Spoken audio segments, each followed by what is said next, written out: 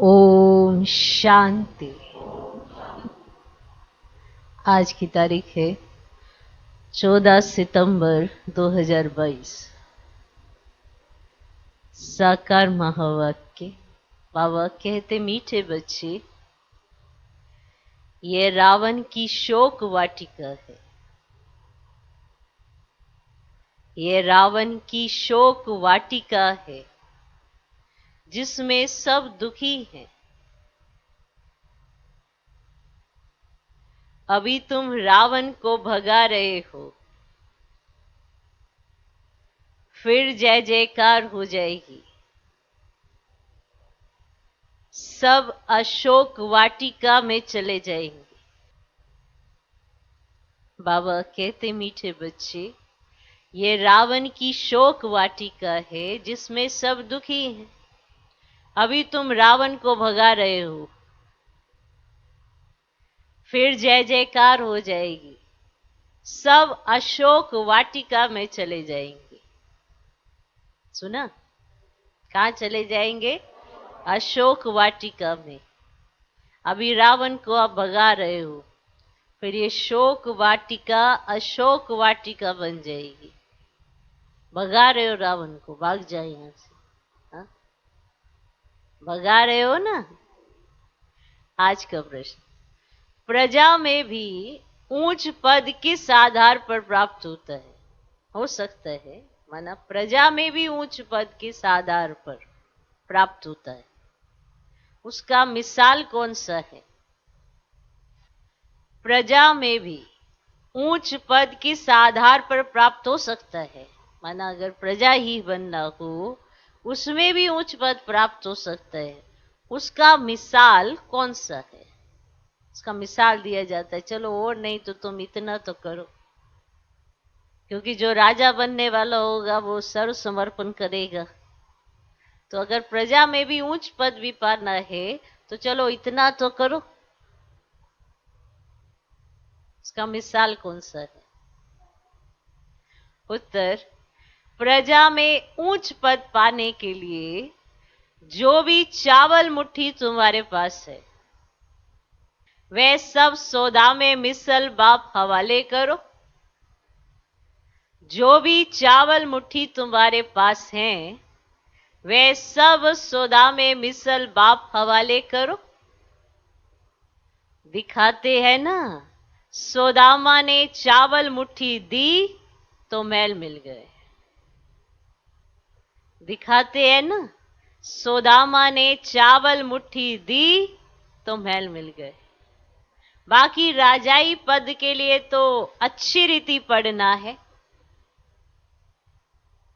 बाकी राजाई पद के लिए तो अच्छी रीति पढ़ना है, पूरा पवित्र बनना है, अपना सब कुछ इंश्योर कर देना है। बाकी राजाई पद के लिए तो अच्छी रीति पढ़ना है, पूरा पवित्र बनना है, अपना सब कुछ इंश्योर कर देना है। अगर राजाई पद लेना है तो ये करना है, और अगर प्रजा में ऊंच पद लेना है तो सौदा में मिसल करना है। चावल मुट्ठी सफल कर लो। क्योंकि जिसे राजाई पद लेना है वो चावल मुट्ठी नहीं, सर्व समर्पण करेगा, अपना सब कुछ अर्पण करेगा। तो अपना सब कुछ इंश्योर कर देना है, और जो भगवान पढ़ाएगा उसे अच्छी रीति पढ़ेगा, पूरा पवित्र बनेगा, तो वो राजा बनेगा ना। ओके, आज का गीत है आखिर वह दिन आया आज। ओम शांति। परम पिता परमात्मा को खेवैया भी कहते हैं। खेवैया बोटमैन को कहा जाता है। जो बोट माना नाव में बिठाए उस पार ले जाए तो बाप खेवैया है। उस पार ले जाने वाला झूठ खंड में है झूठी कमाई, सच खंड के लिए तो यह सच्ची कमाई है, और वह है झूठी कमाई। अभी भारत पतित है। भारत भी कितना बड़ा है, दुनिया भी कितनी बड़ी है, बच्चों की बुद्धि में रहता है पुरानी दुनिया में पुराना भारत है, कल का भारत अथवा कल की दुनिया क्या होगी? तुम जानते हो अभी कितने मनुष्य हैं, कितने खंड हैं? कल जरूर भारत ही होगा, देवी राज्य होगा, सोने की द्वारिका होगी। गोया भारत में कृष्णपुरी होगी, लंका नहीं होगी। सारी लंका सोने की नहीं बनती है, भारत सोने का बन जाता है। लंका अर्थात रावण राज्य खत्म हो जाता है, भारत द्वारिका बन जाता है, जिसको कृष्णपुरी कहते हैं। द्वारिका होती है भारत में, भारत सोने का हो जाता है। द्वारिका भी एक राजधानी हो जाती है। कहते हैं जमुना नदी पर देहली पर स्थान था, श्री लक्ष्मी नारायण जहां रहते थे। द्वारिका में फिर दूसरी राजधानी होती है। द्वारिका में जब राज्य होता है तब लक्ष्मी नारायण नहीं होते हैं, वहां फिर दूसरे का राज्य होता है, क्योंकि जमुना का कंठ तो यहां है ना ऊपर, और द्वारिका कहाँ है? उधर सागर के पास। समझा? तो अलग राजधानी हो जाती है। तो द्वारिका में जब राज्य होता है तब लक्ष्मी नारायण नहीं होते, वहां फिर दूसरे का राज्य होता है। कैपिटल जमुना का किनारा है, माना जो राजधानी है वो जमुना का किनारा है, वहां फिर दूसरी राजाई नहीं रहती। अभी तुम जानते हो ये सारी पुरानी दुनिया भारत सहित जो भी है ये सब स्वाह हो जाता है। जानते हो ये बात? सब स्वाह हो जाते हैं इस ज्ञान यज्ञ में। ये बड़ा वेद का यज्ञ हुआ ना, इनमें सारी पुरानी दुनिया सारी स्वाह होनी है। अब ये बच्चों के दिल में रहना चाहिए। अब ये रावण की कितनी बड़ी दुनिया है, राम की इतनी बड़ी थोड़ी ही होगी। तो वहां तो भारतीय स्वर्ग होगा, दूसरे खंडों का नामो निशान नहीं होगा। तो ये समझ की बातें हैं जो बुद्धि में धारण करनी है। आज पुरानी दुनिया है, कल नई दुनिया बनेगी। तुम ब्राह्मण डिनाइस्टी ही देवी डिनाइस्टी बनेंगे। अब ये ब्राह्मणी पढ़कर नंबरवार डिनाइस्टी बनेंगे। अभी शूद्र डिनाइस्टी है, आखिर बाप को आना ही पड़ता है। यह दुनिया नहीं जानती। बाबा ने प्रश्नावली के पोस्टर बहुत अच्छे बनवाए थे, जिससे मनुष्यों को बाप का परिचय मिल जाए, परंतु सम्मुख समझाने के बिगड़ कोई समझ नहीं सकेंगे। तुम कोई बाप कहते हैं ना, hear no evil, see no evil, think no evil, talk no evil, किसको कहते हैं? तुम कोई कहते हैं ना, ऐसा खिलौना बंदर का बनाया है। तुम भी बंदर मिसल थे, अभी तुम्हारी सूरत बदली है।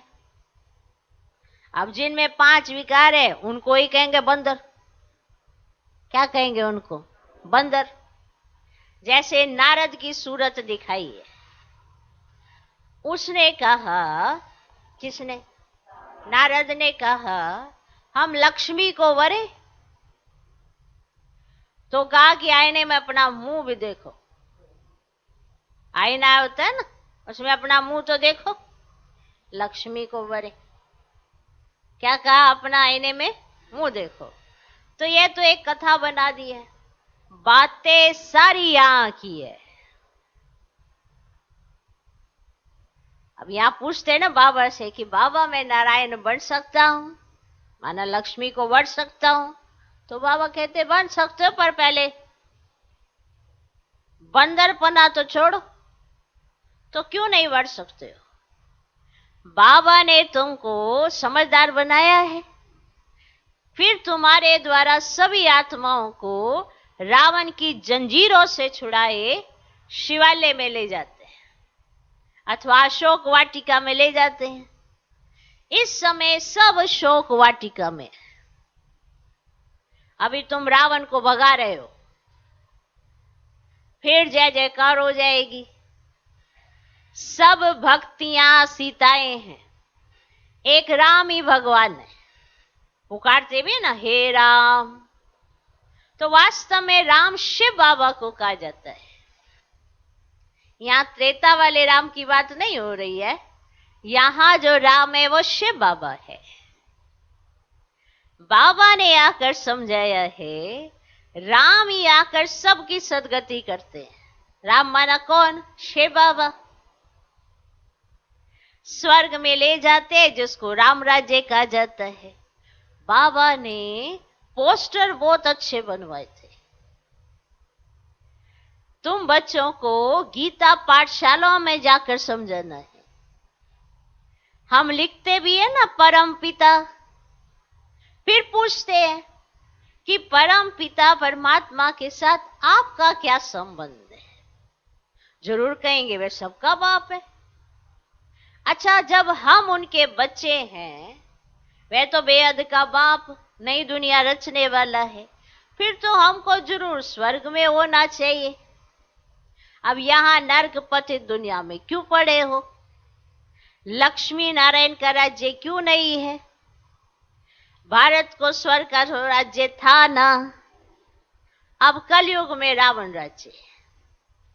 तुम स्वर्ग के मालिक थे ना, और कोई धर्म नहीं था। आज से 5000 वर्ष पहले लक्ष्मी नारायण का राज्य था। राजाए भी डबल सिरताज थे, पवित्रता का भी ताज था और रतन जड़ित ताज भी था। राम राज्य तो पीछे होता है, तो बुद्धि में आना चाहिए कि भारत में बरोबर इनों का राज्य था।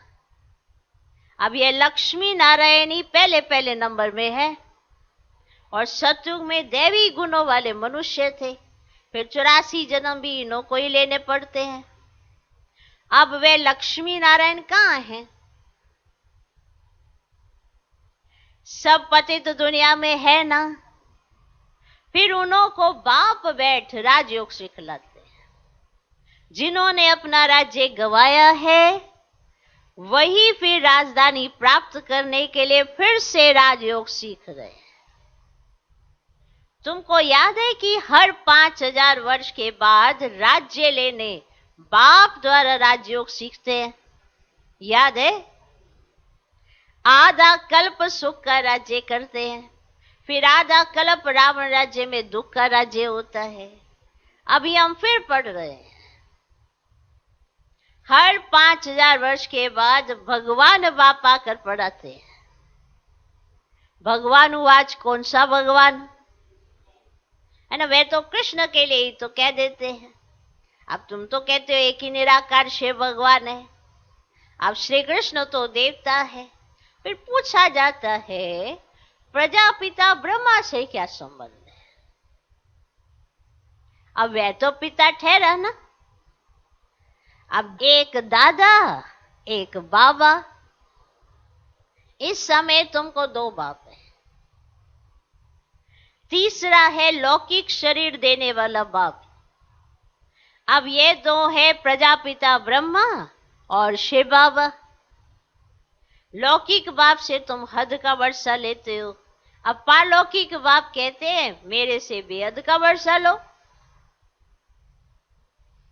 ये ना। अब लौकिक बाप के पास जितनी जायदाद होगी आपको मिलेगी, लेकिन आपको कितनी जायदाद मिलेगी, किस घर में जाओगे, कौन से कुल में जाओगे, कैसे अपना हिसाब किताब बना रहे हो, तो ये सब तो पारलौकिक बाप देखेगा ना। अब बेहद का बाप आपको बेहद की राजाई देगा, तो क्लियर करना। तो अब पारलौकिक बाप कहते हैं मेरे से बेहद का वर्षा लो।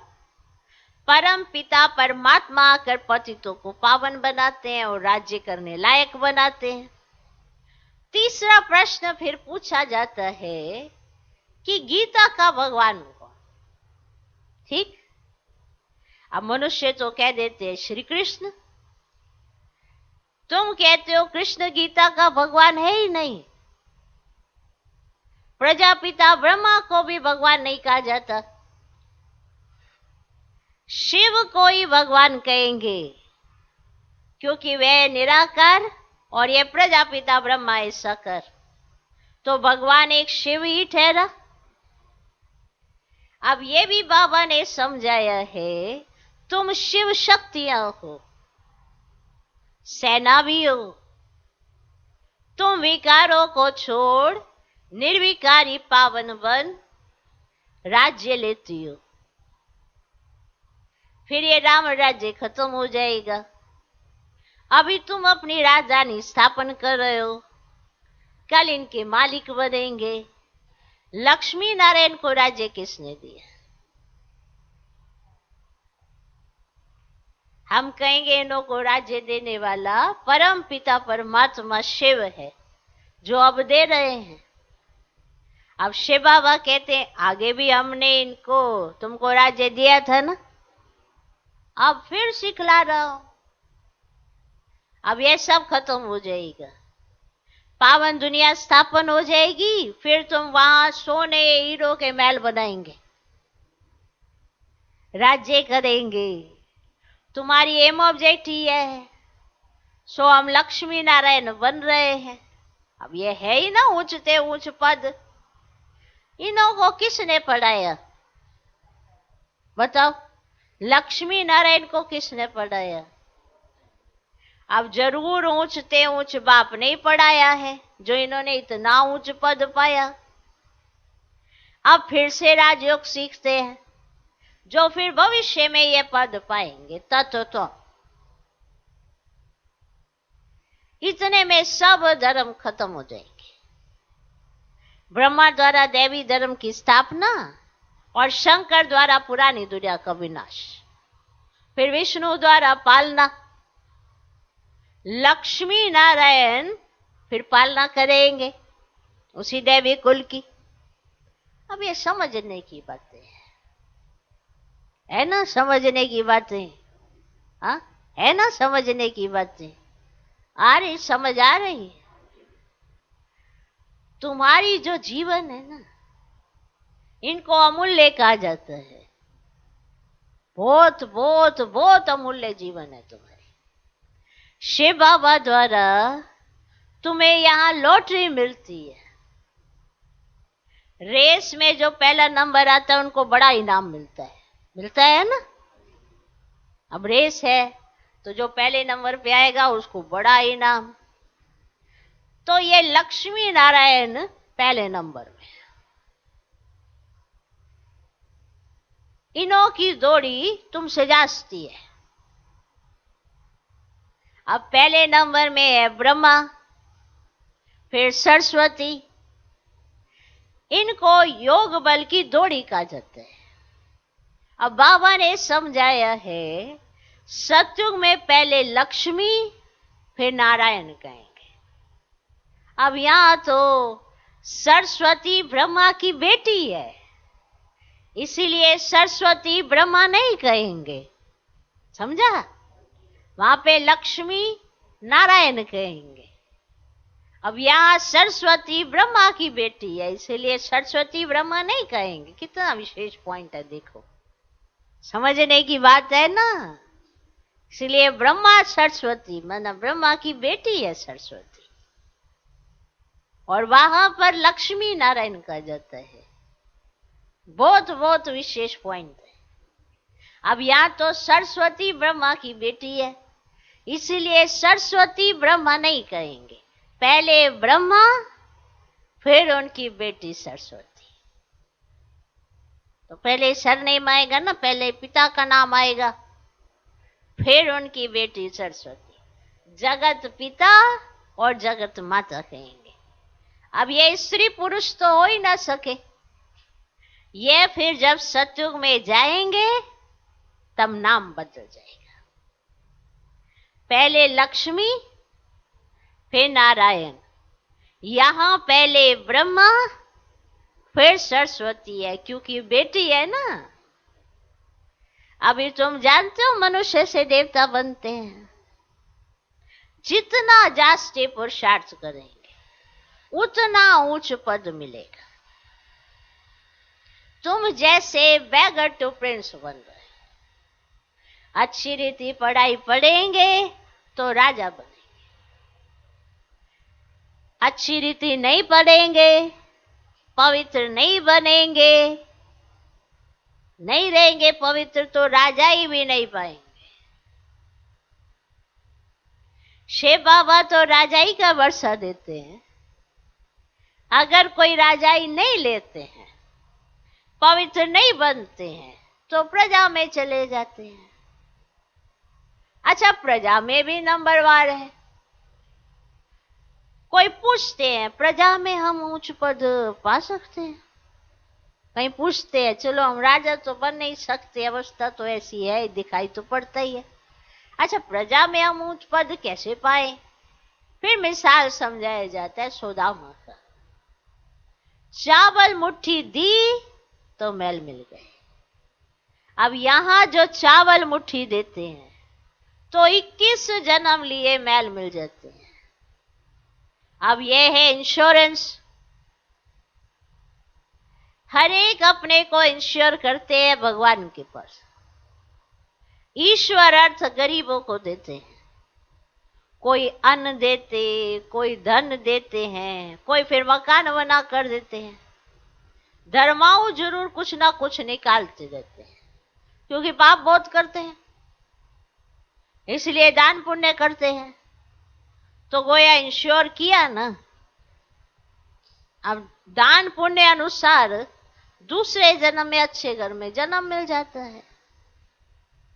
समझो, अब पॉइंट ये वाला समझो। किसने हॉस्पिटल बनाई होगी तो दूसरे जन्म में रोगी कम होगा। कोई ने यूनिवर्सिटी बनाई होगी तो दूसरे जन्म में उनका फल मिलेगा, पड़ेगा बहुत अच्छा। और सोचो, माना हॉस्पिटल बनाएगा तो अगले जन्म में रोगी कम होगा, यूनिवर्सिटी खोलेगा तो पढ़ेगा अच्छा। तो अभी आप क्या करोगे? हॉस्पिटल और यूनिवर्सिटी दोनों खोल रहे हो तो आपको दोनों में उच्च पद मिलेगा। इसलिए बाबा कहते हैं ना, हॉस्पिटल कम यूनिवर्सिटी खोलो।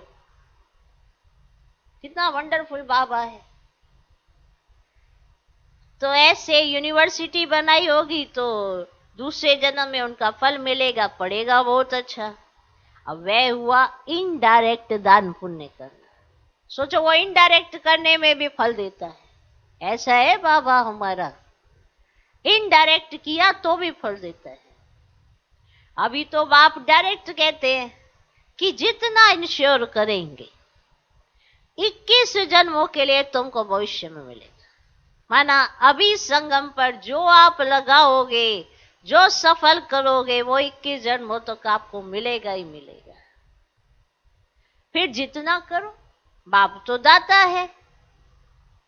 शिव बाबा तुम्हारा क्या करेगा? वह तो कहते हैं सब कुछ बच्चों के लिए ही है ना, सब कुछ बच्चों के लिए है। कई ऐसे यज्ञ में ये सफल कराने अर्थ तो डायरेक्ट सफल कराना चाहिए, ऐसे नहीं किसी किसी के हाथ में देकर सफल कराएं। कोई कहता है अरे हमको दे दो, वो तो पता नहीं कहाँ लगा देंगे, ये गलत है। ये ऐसे कोई कहे ना हमको दो, दूसरे तो पता नहीं कहाँ लगा दे, तो कहीं ऐसे भी छोटे छोटे निकलते हैं, बड़ों का निरादर कराते हैं। तो उनके हाथ में कभी नहीं देना। कि इंश्योरेंस भी कहाँ कराओ, सही कंपनी में करानी चाहिए इंश्योरेंस भी। नहीं समझा? नहीं, अब इंश्योरेंस भी तो सही है। ऐसे तो बहुत इंश्योरेंस कंपनियां खुलती हैं, सब जगह थोड़ा इंश्योरेंस करानी चाहिए। जो अच्छी वो दे, रिटर्न भी अच्छी दे, फायदा भी होता हो, तो डायरेक्ट में इंश्योर कराना चाहिए। ऐसे वाया वाया वाया नहीं करना चाहिए। और जब डायरेक्ट में करते हैं तो दिल साफ और सच्चा होना चाहिए। ये नहीं कि आप पता नहीं क्या करेंगे, पता नहीं क्या करेंगे। समझा? तो ये सब किसके लिए है? बच्चों की खातिर है ना। और बाबा को क्या देंगे? इसीलिए इंश्योरेंस जो कराना है वो डायरेक्ट करो। डायरेक्ट इंश्योरेंस करो, और अगर कराओ तो सच्चे दिल से करो। शिव बाबा तुम्हारा क्या करेगा? वह तो कहते सब कुछ बच्चों के लिए है। मनुष्य दान गरीबों को करते तो ईश्वर द्वारा उनको फल मिलता है। सोचो, मनुष्य ने गरीब को दान किया, लेकिन देखा किसने? शिव बाबा ने ना। तो जब मनुष्य ने दान किया गरीब को, तो शिव बाबा ने भावना देखी, उसका फल दे दिया। कई सोचते हैं कि ये इसके साथ ऐसा क्यों? ये बड़ी विचित्र कहानी है। देखने वाला तो बाबा देख रहे हैं ना, आपके बाप और भावना को, वो सब रिकॉर्ड हो रहा है। कई दिखावे के लिए सफल करते हैं कि कोई सबको पता पड़े, नाम मान शान के लिए करते हैं, तो वो भी बाबा देख रहा है, उसका फल नहीं मिलता है। क्योंकि जो दिखावे के लिए करता है उसको मान तो वहीं दिखावे का मिल जाता है, वहीं पर दूसरों से वाहवाही लूटने लग जाता है। अरे आप तो बड़ा करते हो, आप तो बड़ा करते हो। तो बाबा थोड़ा रजिस्टर में लिखेगा फिर, एक हाथ से दूसरे हाथ को ना पता चले, ऐसा सफल करना चाहिए। समझा? तो ये भावनाएं हैं, और भगवान बैठ के रजिस्टर में नोट कर रहा है किसकी सच्ची भावना है, किसके दिखावे की भावना है। इस पे मुरलियां बहुत चलाई हैं बाबा ने। तो मनुष्य दान गरीबों को करते हैं तो ईश्वर द्वारा उनको फल मिलता है। यहां भी शिव बाबा कहते हैं तुम मुट्ठी देते हो तो नई दुनिया में तुम्हें 21 जन्मों के लिए फल मिलेगा। आप ये नहीं सोचो कि आप थोड़ा चावल दाल रोटी या इसके लिए आटा ये सब कर रहे हो तो नोट नहीं हो रहा। सब नोट होता है, सब लिखा जाता है कि ये देखो कितनी भावना है, भले कुछ नहीं है फिर भी देखो इतना थोड़ा करना दाना ये सफल कर रही है आत्मा, उसका सब रिकॉर्ड होता है। रिकॉर्डिंग तो चल रही है। जब अज्ञान काल में रिकॉर्डिंग चल रही है तो उसका फल आगे भगवान देता है। तो ज्ञान काल में तो क्या, ये मत सोचो कि भगवान को दिखता नहीं, वो देखता वो है जिसमें आपके भाव और भावना होती है। तो इसलिए फल तो मिलता है, चाहे सूर्यवंशी राजाई चाहे चंद्रवंशी राजाई लो, चाहे साहूकार प्रजा बनो चाहे गरीब प्रजा बनो, श्रीमत तुमको मिलती रहती है।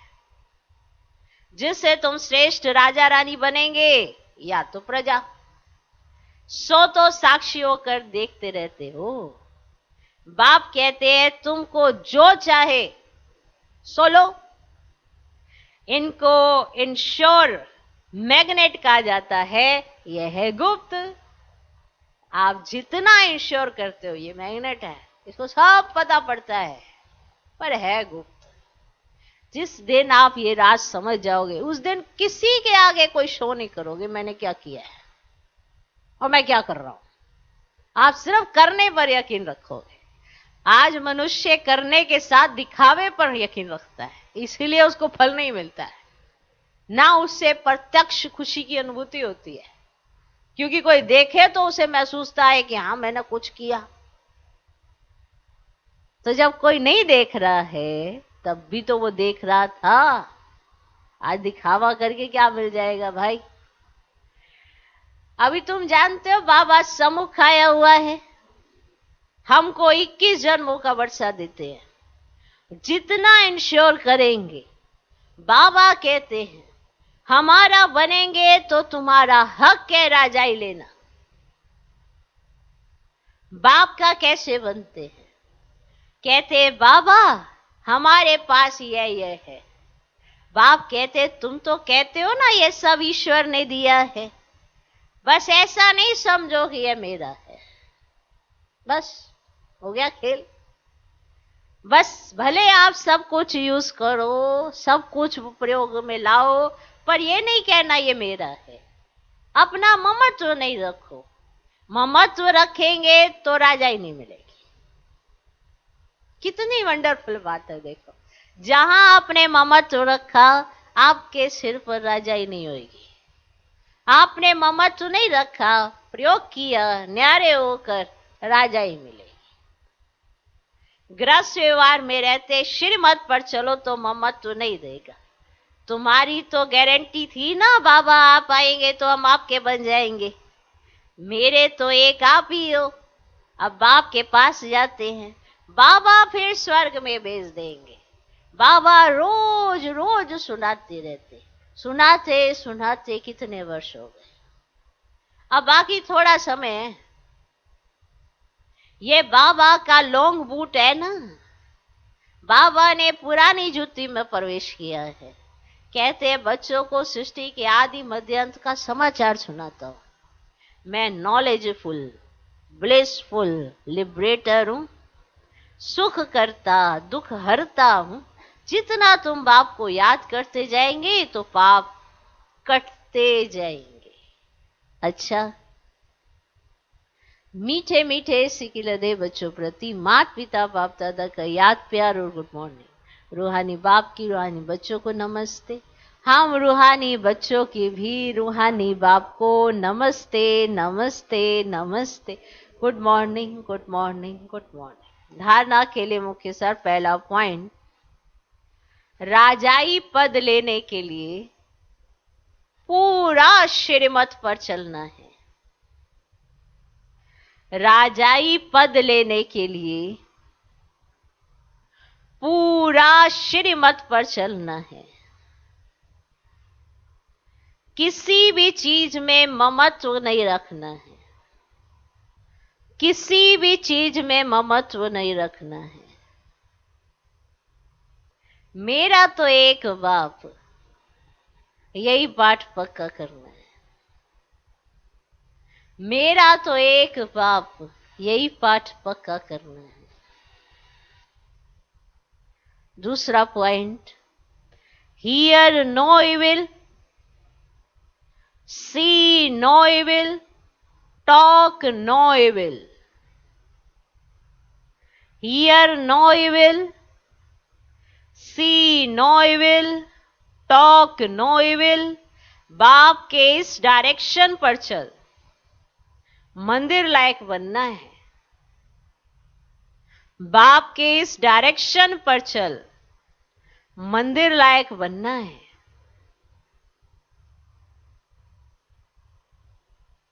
आज का वरदान, कंट्रोलिंग पावर द्वारा स्व को कंट्रोल कर फुल स्टॉप लगाने वाले सदा समर्थ आत्मा भव। कंट्रोलिंग पावर द्वारा स्व को कंट्रोल कर फुल स्टॉप लगाने वाले सदा समर्थ आत्मा भव। बिंदु स्वरूप बाप और बिंदु स्वरूप आत्मा दोनों की स्मृति फुल स्टॉप अर्थात बिंदु लगाने में समर्थ बना देती है। समर्थ आत्मा के पास स्व के ऊपर कंट्रोल करने की कंट्रोलिंग पावर होती है।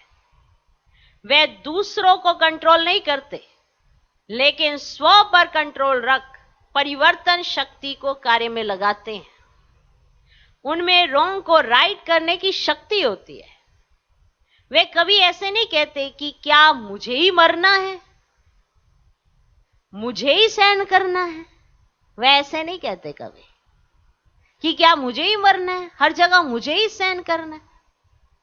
समर्थ आत्मा यही समझती कि यह मरना नहीं है, लेकिन स्वर्ग में स्वराज्य लेना है। ये बहुत विशेष पॉइंट है। कई बार साधारण शब्दों में कह देते, सारा सहन मैं ही करूं, हर बार मैं ही मरूं, हर बार मैं ही सुनूं।